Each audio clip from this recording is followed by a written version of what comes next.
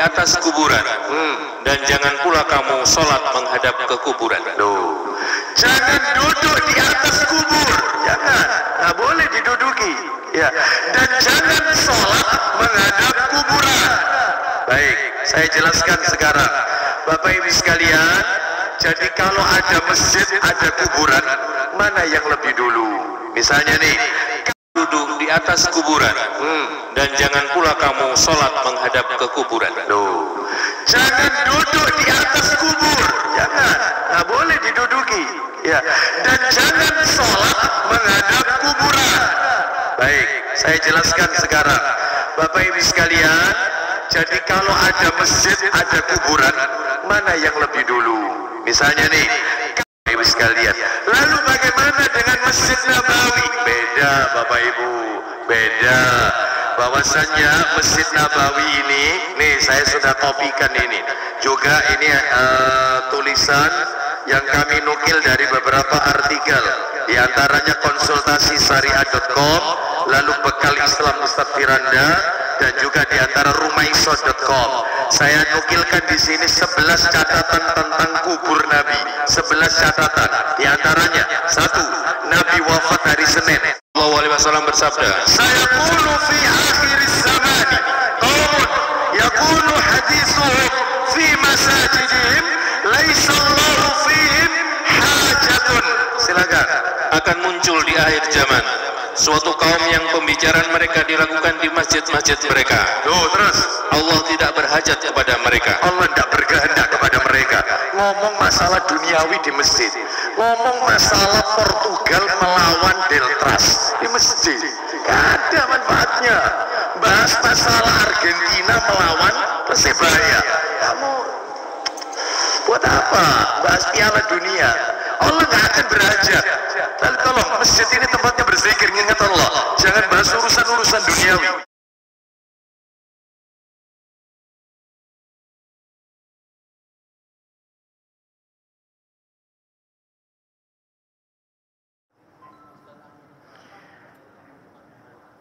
Assalamualaikum warahmatullahi wabarakatuh.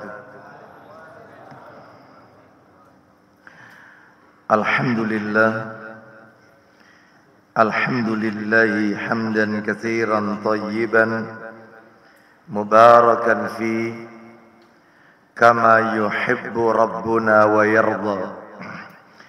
وأشهد أن لا إله إلا الله وحده لا شريك له وأشهد أن محمدا عبده ورسوله يا أيها الذين آمنوا اتقوا الله حق تقاته ولا تموتن إلا وأنتم مسلمون أما بعد فإن أصدق الحديث كتاب الله وخير الهدي هدي محمد صلى الله عليه وسلم وشر الأمور محدثاتها وكل محدثة بدعة وكل بدعة ضلالة وكل ضلالة في النار. Ikhwan wa akhawati fillah, bapak-bapak, ibu-ibu, kaum muslimin dan muslimah, jamaah salat maghrib Masjid Ulil Albab yang semoga dimuliakan oleh Allah Subhanahu wa ta'ala, kepada segenap pengurus yayasan dan takmir Masjid Ulil Albab yang semoga dirahmati oleh Allah Subhanahu wa ta'ala. Tidak ada kata yang patut kita ucapkan di malam hari ini selain rasa syukur kita kepada Allah Subhanahu wa ta'ala atas segala karunia nikmat-nikmatnya, baik itu nikmat iman, nikmat Islam, nikmat diberikannya kita hidayah taufik. Sebab dengan hidayah taufik tersebut kita mampu membedakan mana yang hak, mana yang batil, mana yang ma'ruf, mana yang mungkar, mana yang halal, mana yang haram, mana itu tauhid, mana yang syirik, mana yang sunnah, mana yang bid'ah. Semua itu tidak lain karena hidayah taufik dari Allah Subhanahu wa ta'ala. Oleh karena itu maka tentunya kita wajib bersyukur, karena tidak semua orang mendapatkan hidayah taufik dari Allah Subhanahu wa ta'ala. Kurang apa Abu Thalib paman Nabi sallallahu alaihi wasallam hidup di zaman Nabi, setiap hari melihat raut wajah Nabi, satu-satunya paman yang mendukung Nabi, namun sayang beribu sayang di akhir hidupnya, ajalnya, dia tidak mau mentauhidkan Allah Azza wa Jalla, yaitu dia tetap mengikuti ajakan daripada teman-temannya Abu Jahal, yang saat ketika dia naza, Abu Thalib naza, Abu Jahal membisikkan ke telinga Abu Thalib, "Ya Aba Thalib, atarghabu an millata Abdul Muttalib?" Wahai Abu Thalib, bencikah engkau dengan ajaran agama bapakmu, yaitu Abdul Muttalib, kakek Nabi berarti. Yaitu apa ajaran agamanya? Paganisme, menyembah berhala. Maka Abu Thalib dia wafat, dia mati tidak mentauhidkan Allah Azza wa Jalla.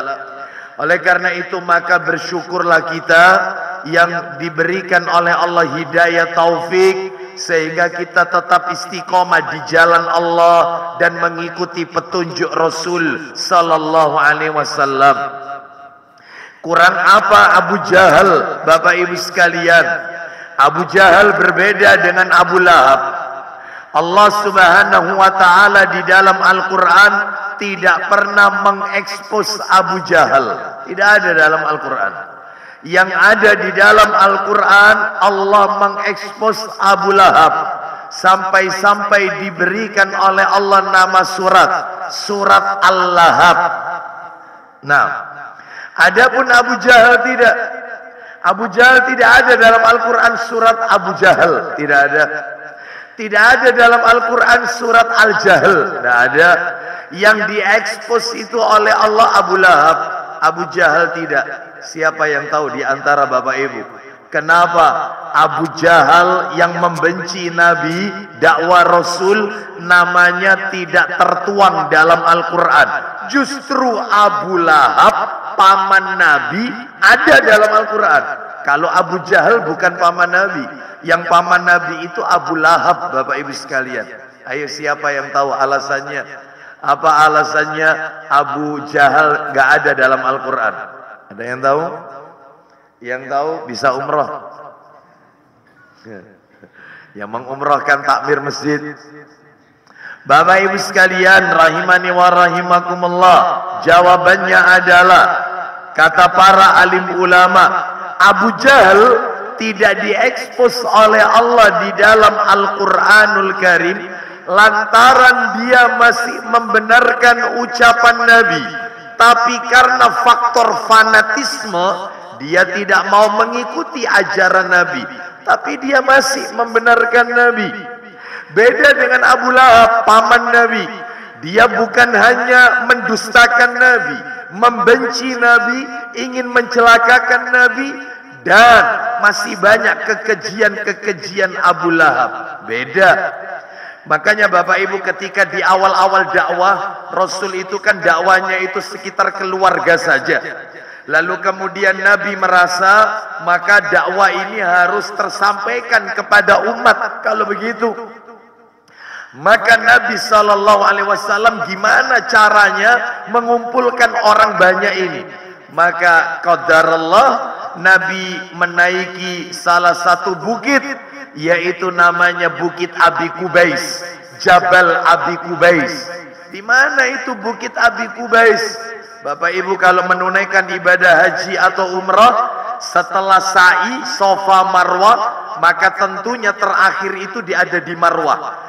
Exitnya, gate pintu keluarnya itu ada di Marwah. Nah, ketika kita keluar, maka kita akan disaksikan di situ adalah istana raja, samping tempat sa'i, plus ada gunung, yaitu namanya Jabal Abi Kubais. Nabi berdiri di situ. Lalu Nabi berkata kepada masyarakat Quraisy, wasabaha, wasabaha. Apa itu wasabaha? Wasabaha itu adalah ucapan atau perkataan untuk memberikan peringatan kepada masyarakat musuh akan menyerang kita. Sehingga ketika masyarakat Quraisy mendengar kata-kata wasabaha, wasabaha, itu seluruh akses pintu masuk ke kota Makkah ditutup, blokade, tutup rapat. Lalu mereka berpikir, siapa yang mengatakan wasobaha, wasobaha? Mereka cari sumber suara. Gak taunya Nabi ada di atas Bukit Abi Kubais, Jabal Abi Kubais. Maka seluruh masyarakat Quraisy mendatangi tersebut. Nabi ada di atas. Lalu kemudian Nabi berkata, nah ini ceritanya di sini. Nabi berkata, wahai masyarakat Quraisy, apakah kalian percaya kepadaku? Andai kata aku beritahukan kepada kalian, bahwasanya di balik bukit ini ada satu pasukan besar yang akan menyerang Mekah, menyerang kalian. Apakah kalian percaya kepadaku? Itu Abu Jahal, musuh Allah, mengacungkan tangan. Kami percaya, karena engkau orang yang tidak pernah berdusta. Yakin. Makanya dia tidak masuk dalam Al-Quran, Abu Jahal itu. Percaya. Percaya. Lalu kemudian kata Nabi sallallahu alaihi wasallam, ketahuilah di tangan kananku ini ada azab. Jika kalian tidak mengikuti seruanku, maka Allah akan timpakan azab kepada kalian. Ketahuilah aku ini adalah seorang utusan Allah. Aku mengklaim utusan Allah Azza wa Jalla, langsung terang-terangan, dan berimanlah dengan apa yang aku ajarkan. Abu Lahab berkata, ya Muhammad, ponakannya manggilnya ya Muhammad. Ya Muhammad, cuman dengan seperti ini kau kumpulkan kami? Celaka kau Muhammad, celaka kau. Jangan dengarkan omongannya, tinggalkan.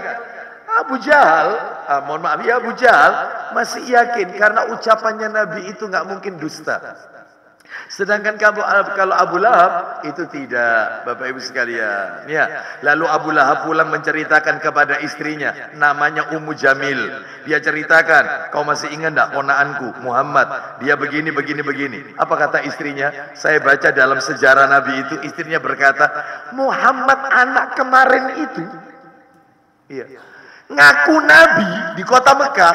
Nggak usah khawatir, aku yang akan mencelakakan dia. Maka sepanjang perjalanan semua jalan-jalan yang dilewati oleh Rasulullah SAW itu dipasang jebakan oleh Ummu Jamil, duri, dan seterusnya, batu-batu tajam itu. Makanya dia sama suaminya masuk dalam Al-Quran, surat Al-Lahab, tabbat yada abi lahabi wa tab.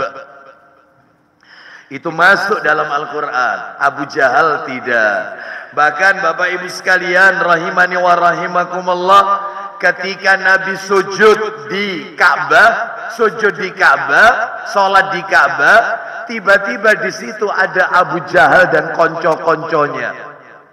Lalu mereka, salah satu di antara mereka berkata, iya kalau nggak salah Abu Jahal yang berkata, siapa di antara kalian yang berani mengambil isi perut onta yang ada di sampah selama sepekan itu?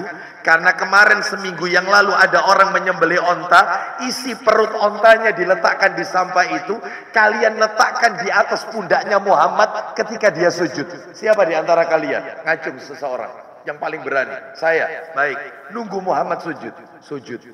Diambil, busuk Bapak Ibu, isi perut onta, isi kotorannya onta, diambil, diletakkan di pundak Nabi. Lalu kemudian mereka saling dorong-mendorong, tertawa terbahak-bahak. Tidak ada satupun orang yang yaitu mengambil isi perut onta yang ada di pundak Nabi. Illa, kecuali Fatimah binti Muhammad sallallahu alaihi wasallam. Dia tidak tega lihat abahnya. Dia seperti itu kan, dia ambil satu persatu isi perut onta itu. Lalu kemudian Nabi duduk menyelesaikan sholatnya. Setelah salam, maka Fatimah memaki-maki mereka, dan Nabi pun melaknat mereka. Ya Allah, laknatlah Abu Jahal, laknatlah. Satu persatu disebut. Itu Abu Jahal diam. Kata teman-temannya yang lain, kenapa kau terdiam? Semula kau tertawa, kenapa terdiam mendengar Muhammad mengatakan melaknat kita? Apa kata Abu Jahal? Karena ucapan Muhammad pasti didengar sama Tuhannya. Ngerti? Abu Jahal itu tahu Nabi itu tidak pernah dusta, tapi karena fanatik sama keyakinannya itu, sehingga dia tidak mendapatkan hidayah. Bersyukurlah Bapak Ibu sekalian yang saat ini nggak ketemu Nabi, tidak lihat wajahnya Rasul, tapi Anda istiqomah di atas ajaran Rasul sallallahu alaihi wasallam, maka tidak semua orang dapat yang kayak begini. Oleh karena itu Bapak Ibu sekalian, rahimani wa rahimakumullah, ini menunjukkan nikmat besar orang itu kalau mendapatkan jalan hidayah taufik. Mudah-mudahan Allah istiqomahkan kita untuk mentaati Allah dan Rasulnya sampai ajal menjemput kita, dan Allah wafatkan kita dalam keadaan husnul khatimah. Bapak Ibu kaum muslimin dan muslimah rahimani wa rahimakumullah, nikmat yang lain yang tidak kalah pentingnya adalah kita dipertemukan kembali tetap dalam rangka thalabul ilmi, menuntut ilmu di salah satu rumah Allah dari sekian banyak rumah-rumah Allah yang ada di muka bumi ini. Kita lanjutkan materi kita Bapak Ibu. Kalau tidak salah catatan saya, kita masih berada adab ketika masuk masjid dan berada di dalam masjid. Menurut catatan saya terakhir sudah sampai poin nomor 20 ya. Nomor 20 kalau tidak salah. Bagi yang mencatat sampai nomor 20. Apa itu, tentang apa? Nomor 20 terakhir itu, tidak boleh keluar masjid sesudah azan kecuali terkena udzur. Jadi nggak boleh keluar masjid sesudah azan kecuali terkena udzur. Apa itu udzurnya? Mungkin memperbarui wudhu, mungkin dalam hal ini adalah mengambil sesuatu dan seterusnya. Kalau udzurnya itu adalah udzur yang dibenarkan oleh syariat. Ya, misalnya dalam hal ini ada seseorang yang bertanya, misalnya setelah azan dia di masjid itu, setelah azan dia mendengar berita kalau ada kajian Ustadz Kibar di masjid X, masjid lain misalnya, di masjid lain. Maka dia merasa kalau saya sholat di masjid ini, maka tentunya saya tidak akan bisa mendapatkan kajian itu dari awal. Khawatirnya nanti bacaan imamnya terlalu panjang, perjalanan menuju ke masjid lain itu juga butuh waktu, belum lagi nanti cari parkirnya, belum macam-macam. Sehingga dia pun keluar masjid, langsung pindah masjid setelah azan. Maka kata para alim ulama, hal ini diperbolehkan dengan catatan. Dengan catatan, dia sampai di masjid yang dia tuju itu masih mendapatkan takbiratul ihramnya imam, haram, nggak boleh. Yang kedua, perbuatan dia tidak dicontoh oleh orang lain, karena nanti akan ada anggapan bolehnya keluar masjid setelah azan. Gitu ya. Wallahu a'lam bishawab. Dan ini sudah saya sampaikan waktu itu. Sekarang kita masuk nomor 21 aja Bapak Ibu. Jadi saya nggak baca dari awal ya, langsung aja kita teruskan. 21, adab memasuki masjid dan ketika berada di dalam masjid. Yang ke-21 adalah rapatkan shaf.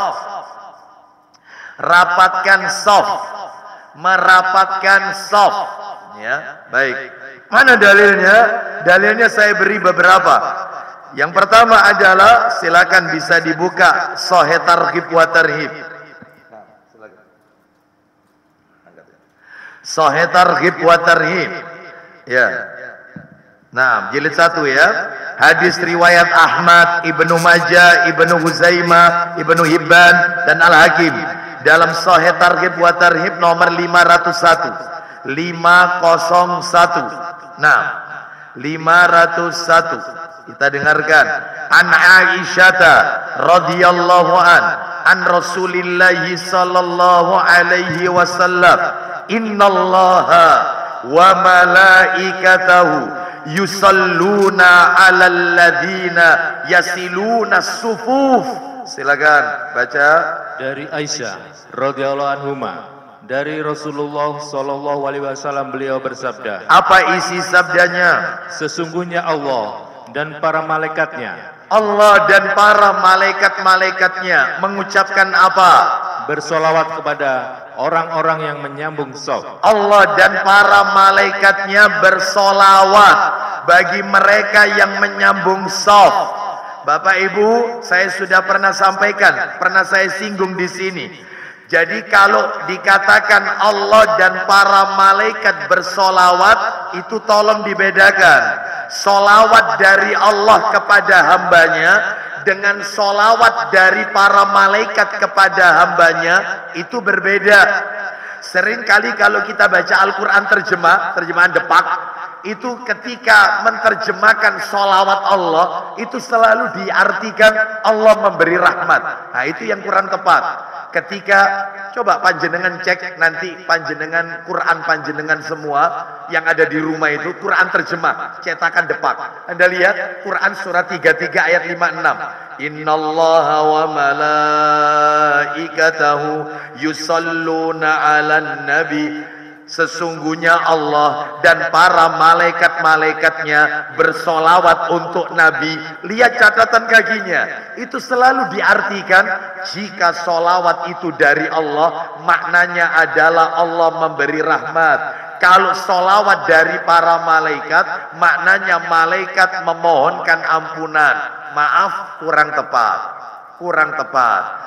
Yang dimaksud dengan solawat Allah itu bukan Allah memberi rahmat, bahkan derajatnya Bapak Ibu lebih tinggi, yaitu solawat Allah dari rahmat Allah. Loh kok bisa? Iya, solawat Allah lebih tinggi daripada rahmatnya Allah. Dalilnya surat Al-Baqarah. Mari kita dengarkan ayatnya ya. Sebelum kita lanjutkan ini yang dibaca Pak Dedi itu tentang masalah soft solat. Sebelum kita lanjutkan, ini perlu saya tekankan kepada panjenengan, supaya panjenengan ketika mendengarkan lafaz Allah bersolawat dan para malaikat bersolawat itu paham maksudnya apa. Mari kita dengarkan surat Al-Baqarah, ayatnya adalah ayat yang ke 156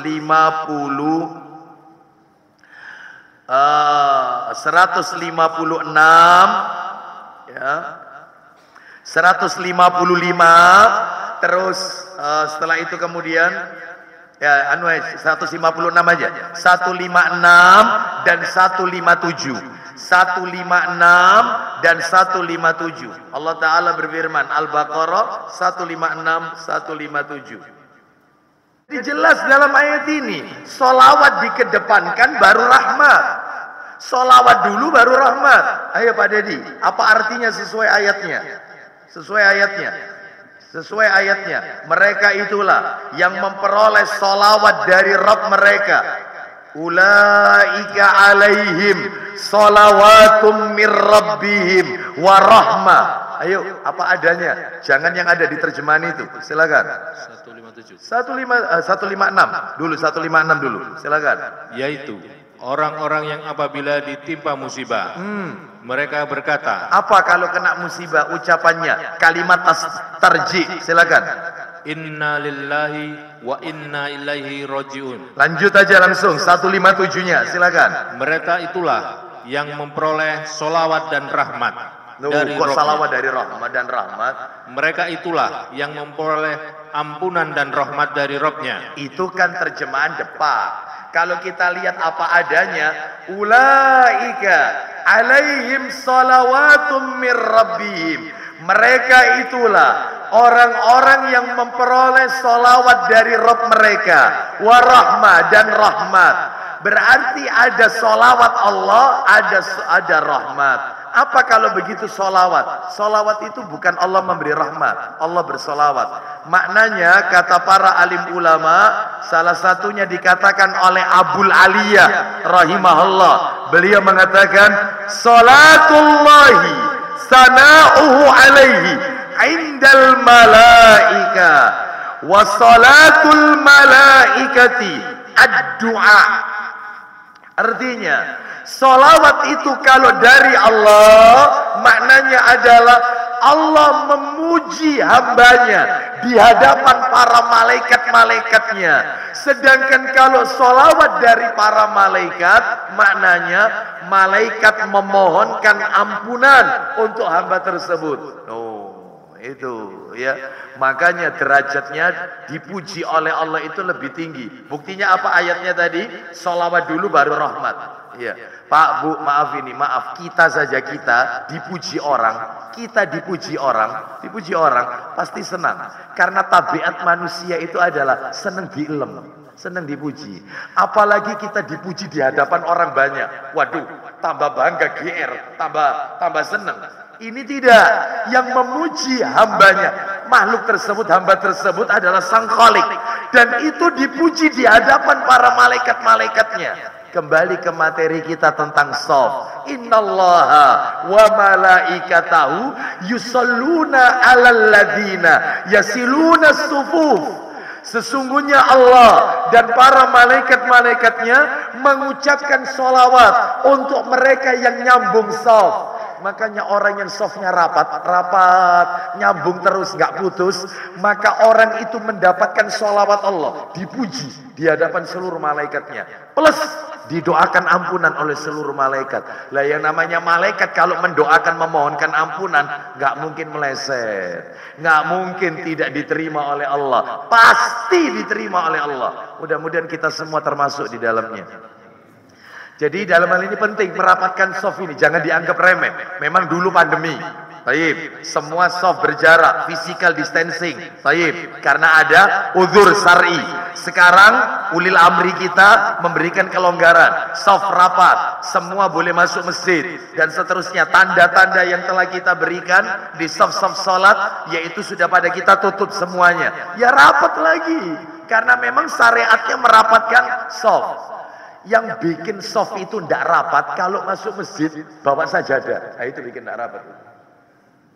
Ada yang bawa sajadah? Antum bahas? Enggak. Maksud saya bawa sajadah. Sajadahnya lebar-lebaran. Ya, biasanya kita kan pengen merapatkan shaf. Namanya merapatkan shaf itu kan kaki kita harus menempel. Lah harus menempel, mau tidak mau harus menginjak sajadah saudara kita. Saya pernah kok. Ada orang bawa sajadah, diamparkan, sajadahnya bagus, warnanya putih, tebel, bagus sekali. Dalam hati, larang ini. Dalam hati, ajib ya, masya Allah, nggak mungkin beli di sini. Pasti kalau nggak, yaitu ke Mekah atau di Madinah. Bagus. Begitu imam mau sholat, imamnya memberi komando, istawu wala takhtalifu sawu sufufakum. Ini perintah untuk merapatkan shaf. Ya sudah, saya menginjak sajadahnya supaya nempel dengan kakinya. Apa kata orang ini? Maaf kakinya, Pak. Maaf. Waduh, kereng ini, Pak. Kok kereng ini, Pak? Iya, larang ini ya. Warna putih, dipikir kotor kaki saya, ya. Itu masya Allah. Lah ini yang bikin putus. Makanya dalam hal ini, kalau sudah masjidnya ada karpetnya, sudah ya, seperti itu. Kenapa? Untuk wajah, ya. Pembenaran ya, karena antum bawa sajadah. Nah. Ya, gak apa-apa ya. Bawa sajadah tetap diamparkan ketika merapatkan shaf, maka persilakan saudara kita, yaitu bersentuhan dengan kaki kita. Kadang-kadang ada kita mencoba menyentuh kaki kita, merapatkan, malah dia itu minggir-minggir sehingga kaki kita tambah lebar. Ya. Nah, yang kayak begini Ya dalam hal ini wajar. Dulu kita juga seperti itu kok. Sama. Maka dalam hal ini beri pengertian setelah sholat. Harus rapat. Ya. Baik. Intinya sami'na wa ata'na. Jangan mengolok-olok hadis Nabi tentang merapatkan shaf. Kan Nabi bilang shaf kalau tidak rapat jadi celahnya syaitan. Malah dicibir. Malah jadi buah ejekan. Olok-olokan. Alhamdulillah setan kalau mau sholat. Sopo itu? Ya, enggak tahu. Ya, itu. Yang jelas enggak ada di sini, ya. Bapak Ibu sekalian, maka jangan mengolok-olok ucapan Nabi. Ucapan Nabi itu wahyu, Bapak Ibu. Jangan dicibir. Apa yang Nabi ucapkan itu adalah wahyu. Wa ma yantiqu anil hawa in huwa illa wahyu yuha. Tidaklah yang Nabi ucapkan berdasarkan hawa nafsunya, tetapi wahyu yang Allah wahyukan. Kembali ke materi kita. Jadi rapatkan shaf. Dalil lain. Coba dibuka Sahih Targhib wa Tarhib nomor 503. 503. Tadi kan 501. Sekarang 503. Coba silakan. Ayo dibaca. Dari Abdullah bin Umar radhiyallahu anhu bahwasanya Rasulullah sallallahu alaihi wasallam bersabda, "Man wasala saffan wasalahu Allah, wa man qata'a saffan qata'ahu Allah." Jelas sekali. Silakan. Barang siapa menyambung shaf, Terus, maka Allah akan menyambungnya dengan rahmatnya. kalau mutus, Dan barang siapa yang memutuskan shaf, maka Allah akan memutuskannya dari rahmatnya. nah seperti itu. Ya, baik Bapak Ibu sekalian. Sekarang kita lihat tambahkan lagi terakhir 505 dalil ketiga, dalil terakhir. Nah ini menarik ini. Dari Aisyah radhiyallahu anha, sahabiyah merangkap istri Nabi sallallahu alaihi wasallam, Ummul Mukminin. Sahabat Nabi dari kalangan kaum wanita merangkap istri Nabi, Ummul Mukminin, Aisyah radhiyallahu anha. Ya, silakan, hadisnya diriwayatkan oleh At-Tabrani 505 Sahih Targhib wa Tarhib. Baca. Dari Aisyah radhiyallahu anha dia berkata, Ya. Rasulullah sallallahu alaihi wasallam bersabda, Man sadda furjatan rafa'ahu Allahu biha darajatan wa bana lahu baitan fil jannah. Menarik pahalanya Bapak Ibu. Silakan. barang siapa menutup celah kosong dalam shaf, Siapa yang nutup celah kosong dalam shaf. Jadi dia tahu di depannya itu bisa dimasukin satu orang, masuk, ditutup. Menutup celah kosong sehingga rapat. Lanjut terus. maka Allah mengangkatnya satu derajat dengannya Loh, diangkat satu derajat oleh Allah Subhanahu wa taala. Terus, dan membangunkan sebuah rumah di surga untuknya. dan dibangunkan oleh Allah rumah di surga. Bapak Ibu harus tahu bahwasanya tempat tinggal di surga itu ada 4, Bapak Ibu. Ada 4. Yang pertama, ada tempat tinggal dalam surga itu namanya baitun. Namanya aja baitun, yaitu rumah. Ada dalilnya di mana? Dalilnya barusan kita dengarkan. Akan mendapatkan rumah di surga. Yang kedua, ada tempat tinggal di surga itu namanya adalah yaitu ghurafun, kamar-kamar. Itu ada di surat Az-Zumar, Bapak Ibu. Ghurafun, surat Az-Zumar. Yang ketiga, ada tempat tinggal di surga itu namanya adalah yaitu khiyamun. Apa itu khiyamun? Kemah. Di mana dalilnya? Surat Ar-Rahman, surat nomor 55. Dicari sendiri. Khiyamun, kata itu yaitu kemah. Yang terakhir adalah ada tempat tinggal di surga. Menarik ini yang keempat. Kusurun. Apa itu? Istana. Di mana dalilnya istana? Ada di surat Al-Furqan. Jadi tempat tinggal di dalam surga itu ada 4. Ada yang dapat rumah, ada yang dapat kamar. Ya, tolong saya kalau nyebut kamar ini jangan dibayangkan kok kos-kosan, kok aku juga loh. Bukan loh ini bukan loh ya, ini bukan. Di bawahnya mengalir sungai-sungai, ya itu nggak bisa dibayangin sudah. Kamar sudah. Bahkan masuknya dalam kamar ini, masuknya itu kata Nabi Sallallahu Alaihi Wasallam 60 mil, masuknya panjangnya 60 mil. Bayangkan ini itu kamar ya. Yang ketiga, yang 60 mil itu kemah. Kalau kamar ini adalah disebutkan di bawahnya mengalir sungai-sungai dan seterusnya. Yang ketiga kemah, khiyamun. Yang keempat istana. Nah ini ya, saya nggak akan bahas siapa yang dapat rumah, siapa yang akan dapat kamar, siapa yang akan mendapatkan kemah, siapa yang mendapatkan istana. Nah itu ada pelajaran materinya sendiri. Insya Allah di lain kesempatan aja. Kita lanjutkan. Sekarang nomor 22. Masih materi kita. Adab memasuki masjid. Jangan sholat menghadap kuburan. Jangan sholat menghadap kuburan atau berdoa menghadap kuburan atau menjadikan kuburan itu sebagai arah kiblat. Nggak boleh. Jadi kalau sholat di masjid hati-hati, diperiksa masjid itu ada kuburannya atau tidak. Ya. Gimana Ustadz statusnya sholat menghadap kuburan ini? Kita dengarkan dulu dalilnya, nanti saya jelaskan. Termasuk makam Nabi di dalam Masjid Nabawi. Silakan dibuka Sahih Muslim. Sahih Muslimnya dibuka. Nah, nomornya 918. 918 itu cetakan terjemahan. Kalau nomor aslinya Bapak Ibu 972. Muslim 972. Mohon maaf, Muslim 972 nomor asli. Kalau cetakan terjemahan itu 918. Ayo coba dibaca. Dari mana? Abu Marsad Al-Ghanawi. Dari Abu Marsadi Al-Ghanawi radhiyallahu anhu katanya, Rasulullah sallallahu alaihi wasallam bersabda, La tajlisu 'alal kuburi wala tusallu ilaiha. Silakan. Janganlah kamu duduk di atas kuburan dan jangan pula kamu sholat menghadap ke kuburan. Jangan duduk di atas kubur, nggak boleh diduduki. Ya, dan jangan sholat menghadap kuburan. Baik, saya jelaskan sekarang, Bapak Ibu sekalian.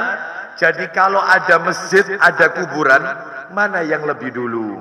Misalnya nih, kalau kuburan dulu, baru kemudian dibangun masjid. Kuburan dulu, baru di situ dibangun masjid. Maka dalam hal ini kuburan punya hak, sedangkan masjid harus dibongkar, dipindah, dicarikan lahan lain.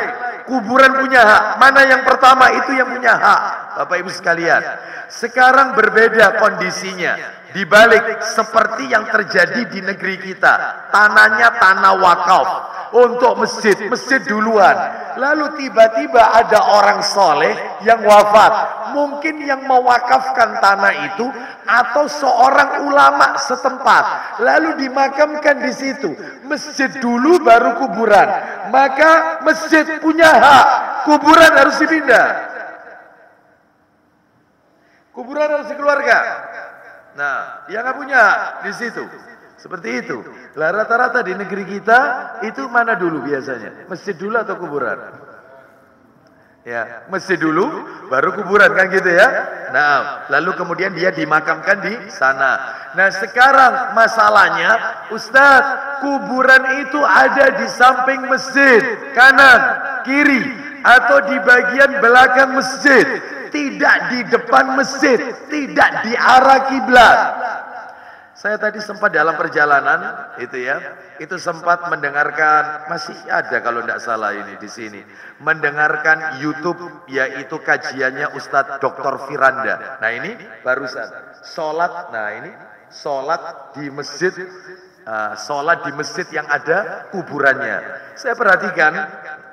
Jadi yang saya dengarkan fatwa yang kuat adalah selama kuburan itu ada di samping kanan, samping kiri, atau di belakang masjid dan ada tembok pemisahnya, sekalipun temboknya cuma satu, tidak dua, yang afdal itu dua, tembok masjid sama tembok kuburan, di tengah-tengahnya dilalui yaitu lalu lalang orang, nggak apa-apa.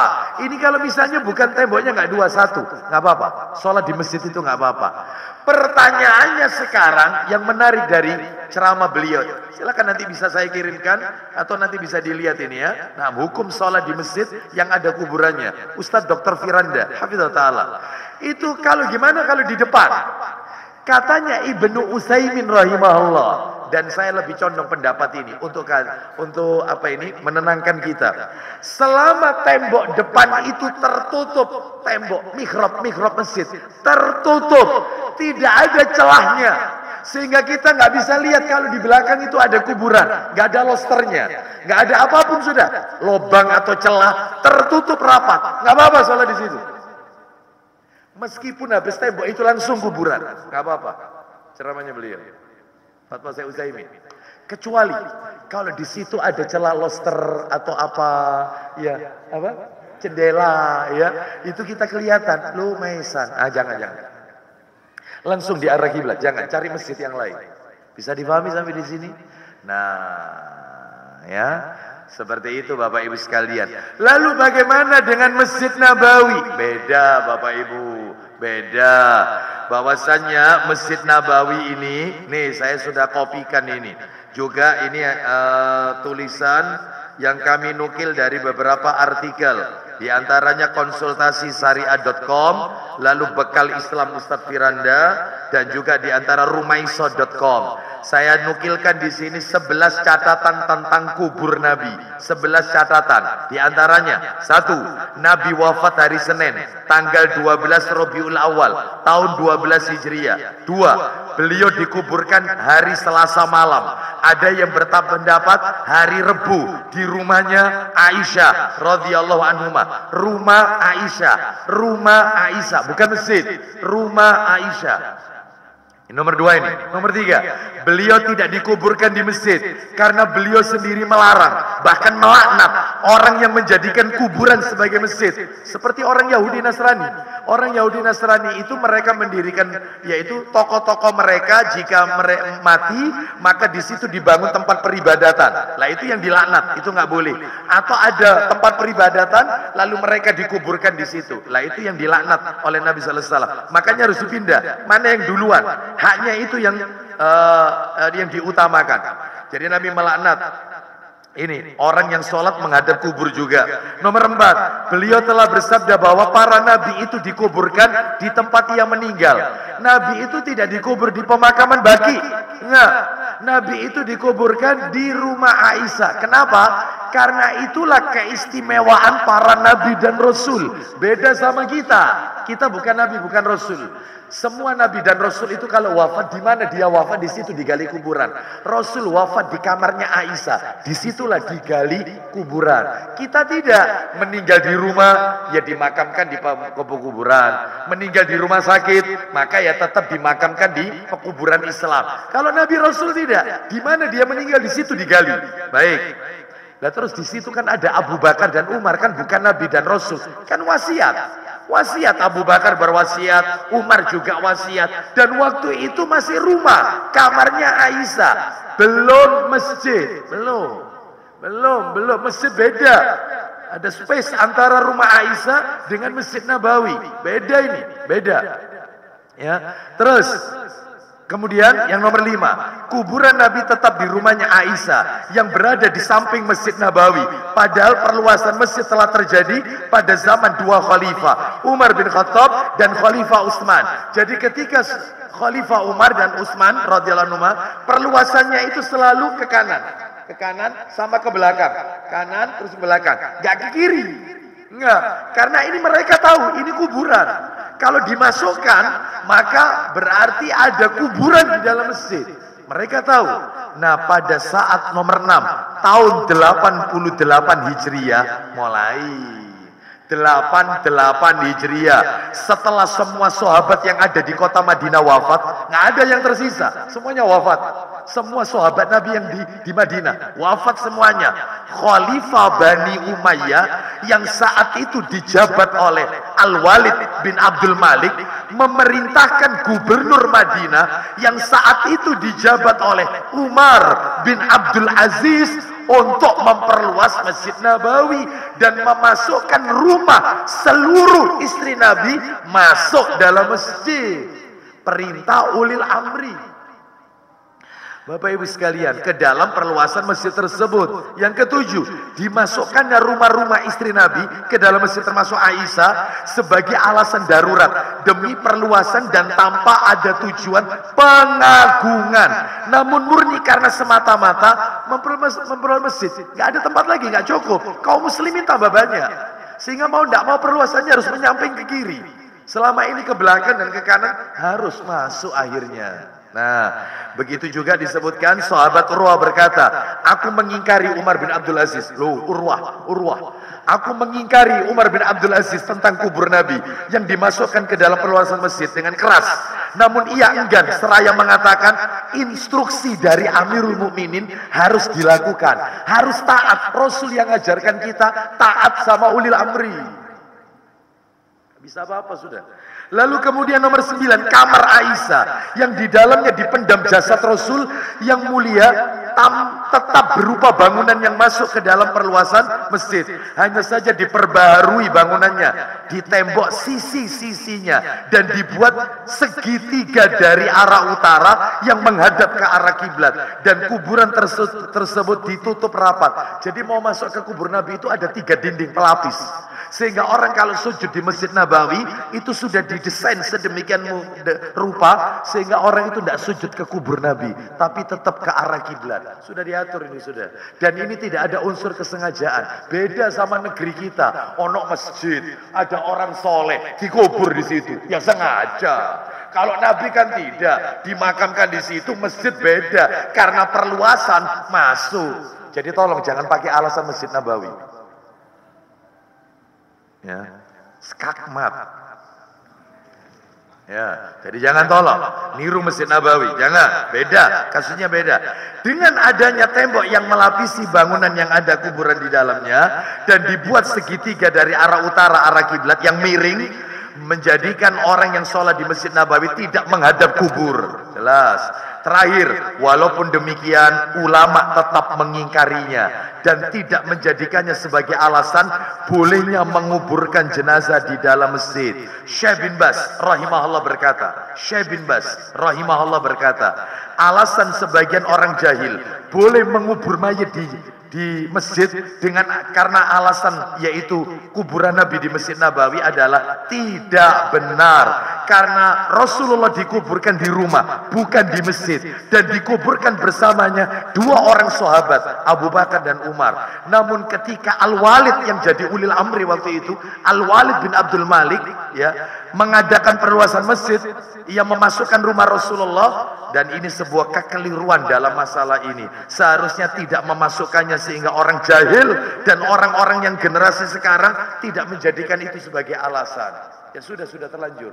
Kalau mindah jasadnya Nabi tentu tidak boleh. Kenapa? Jasad Nabi itu diawetkan oleh Allah. Bahkan Nabi pernah mengatakan seluruh para Nabi dan Rasul itu, saya lanjutkan dikit, seluruh para Nabi dan Rasul itu jasadnya awet dan mereka sedang sholat di kubur mereka.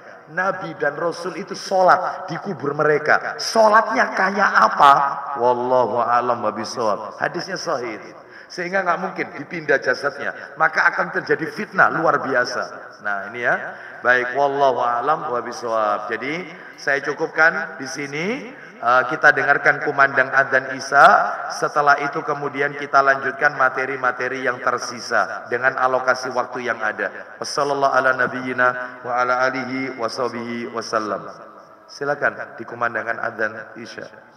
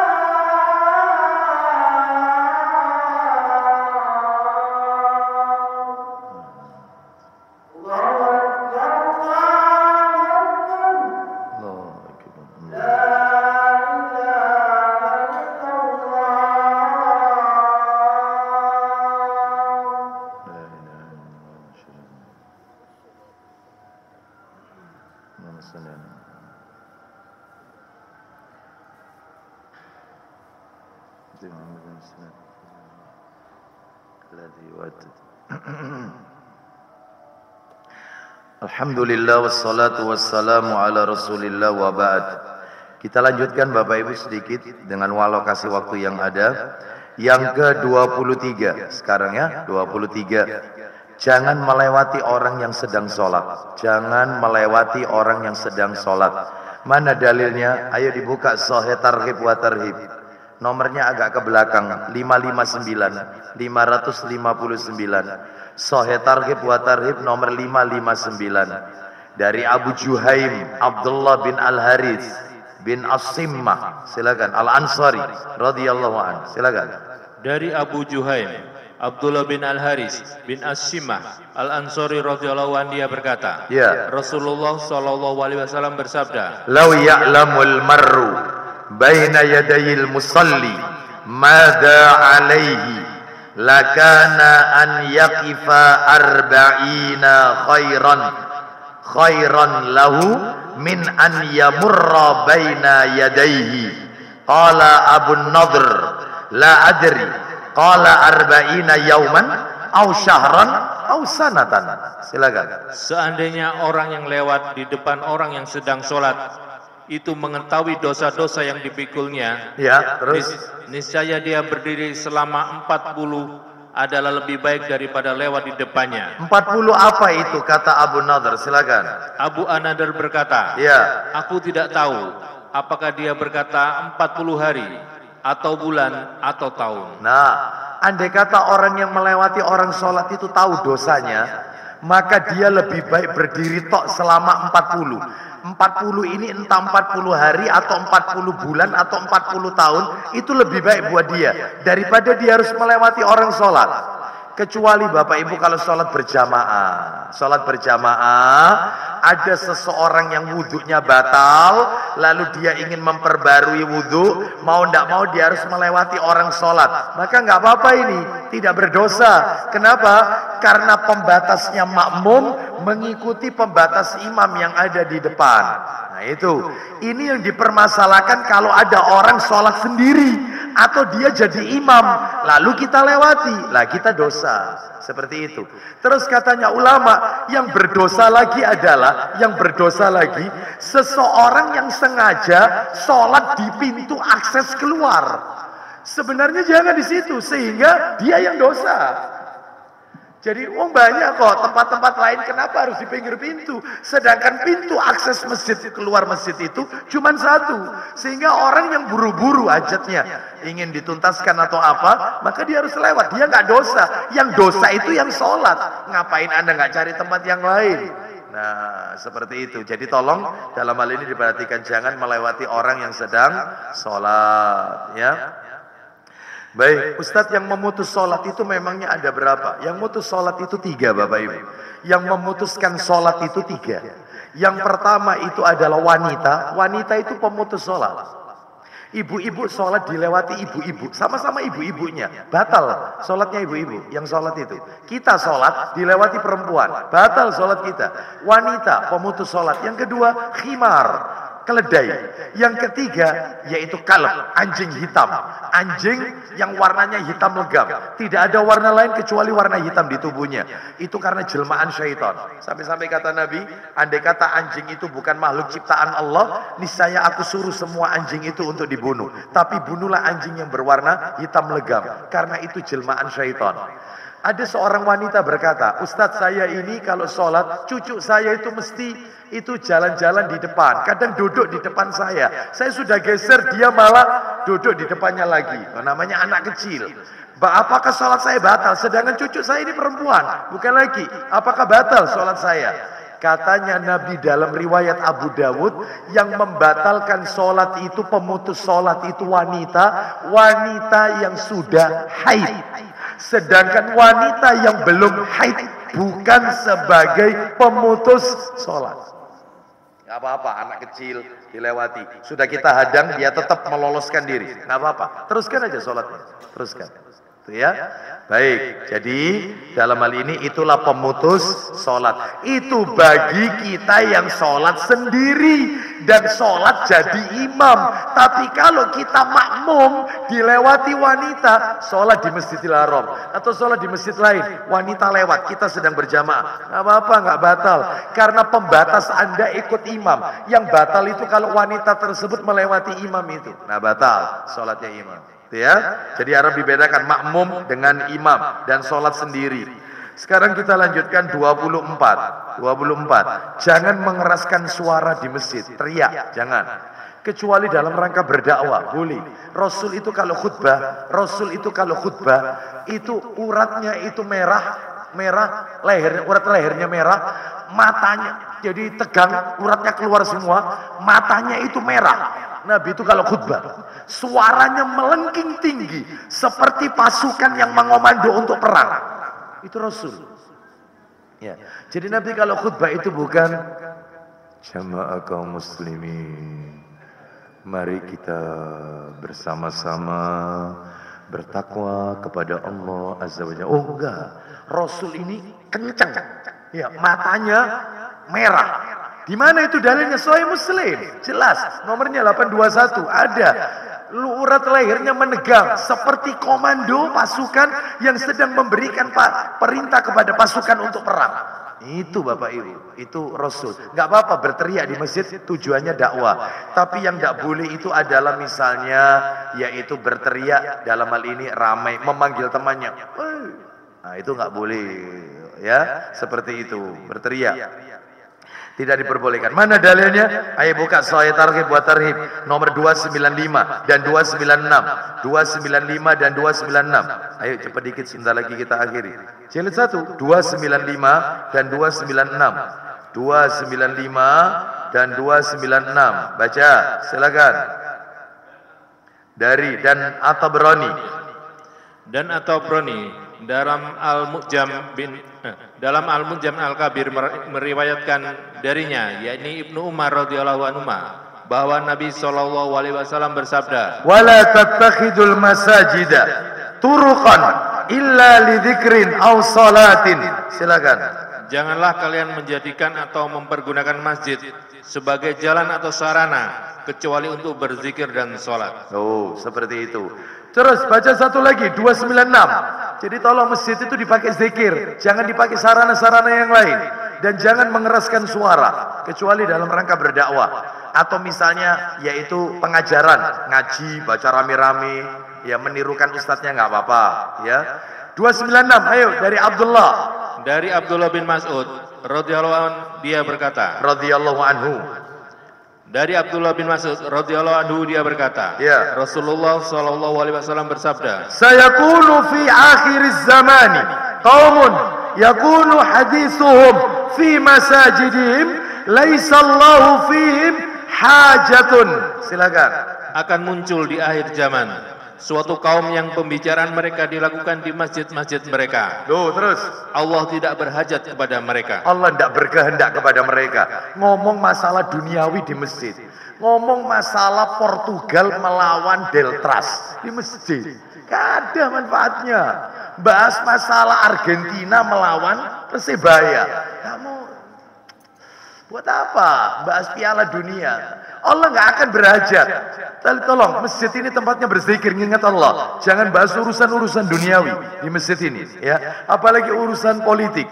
Yo, bukan suci sambo iki gak mari-mari. Wah, percuma. Ngapain? Bahas orang kafir. Percuma, tidak ada manfaatnya, ya.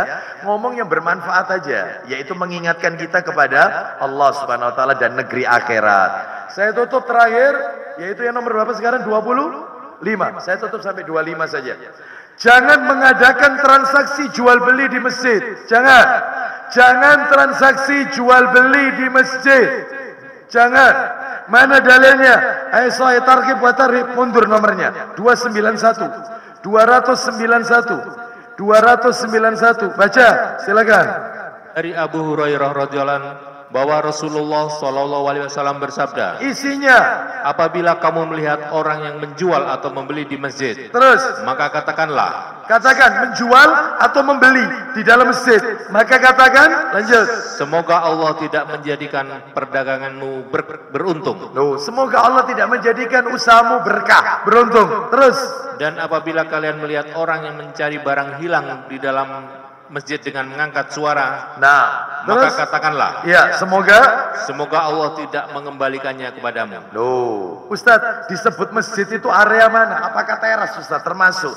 Jadi kata Syekh bin Baz rahimahullah, masjid tersebut kalau punya pagar, ya kayak Nurul Albab ini kan ada pagarnya, maka semua di dalam pagar itu wilayah masjid, sehingga tidak boleh jual beli.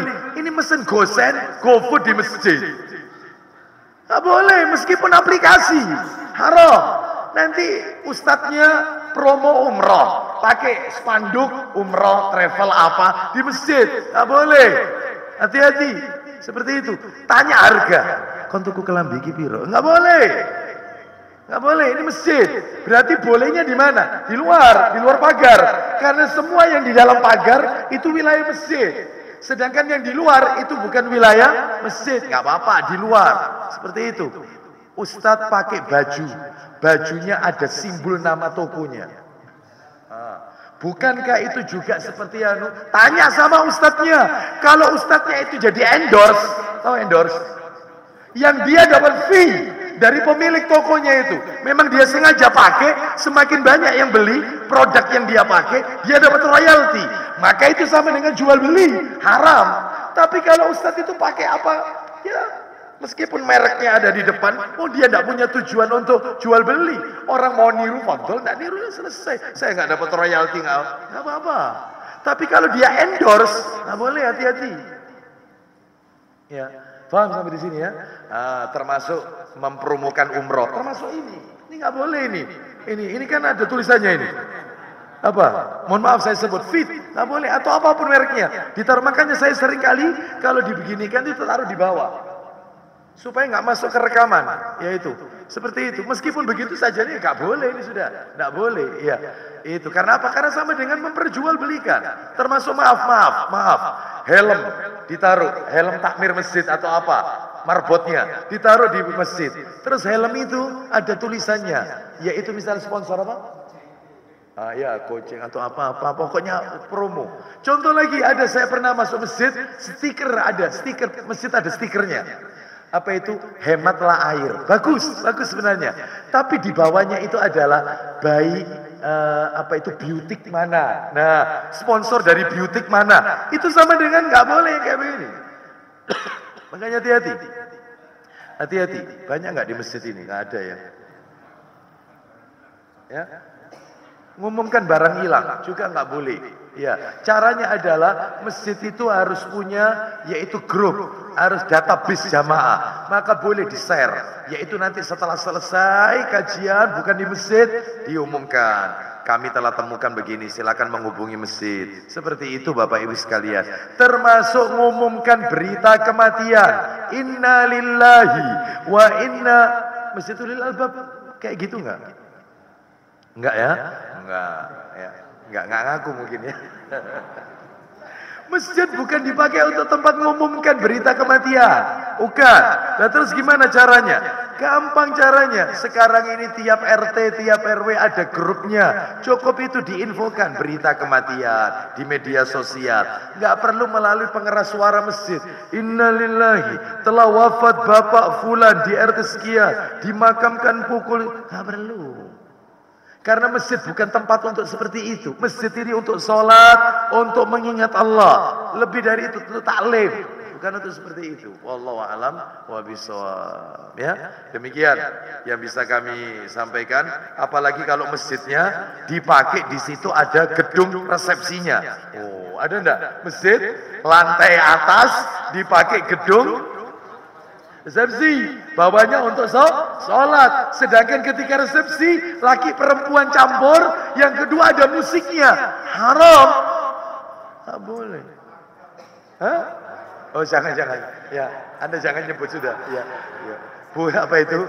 Cukup rahasia kita bersama. Ya. Masjid mana? Wallahu a'lam bishawab. Ya. Seperti itu. Hati-hati Bapak Ibu. Ya. Meskipun cuma elektron, nggak boleh. Seperti itu. Terus yang diundang banyak wanita nggak pakai jilbab, terus pakai apa ini busana, kelihatan auratnya. Loh Ustaz kok tahu? Pas lewat di depan saya soalnya. Itu repot. Ya, maka nggak boleh. Masa masjid kayak begini? Nggak boleh. Harus dimuliakan masjid. Wallahu a'lam bishawab. Demikian yang bisa kami sampaikan. Semoga menjadi apa itu? 3. Betul. Wanita, khimar, keledai, khimar ya. Kita tutup. Wassallallahu ala nabiyyina wa ala alihi washabihi wasallam.